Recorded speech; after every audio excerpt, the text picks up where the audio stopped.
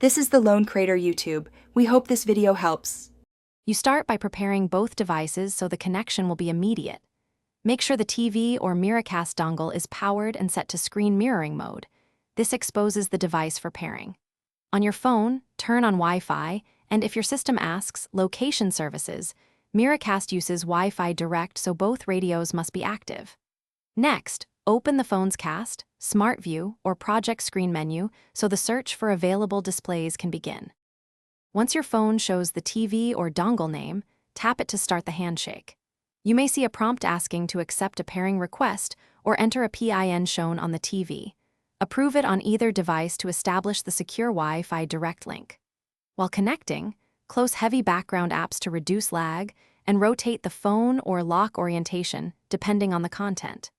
Make sure the TV input stays in the Miracast mode until streaming stabilizes. To finish, stop casting from your phone or switch the TV input. The session ends immediately.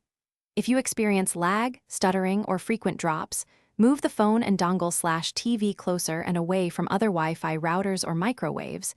Miracast relies on a clean Wi-Fi Direct channel. If pairing fails, reboot the phone and the display device, then reinitiate the cast.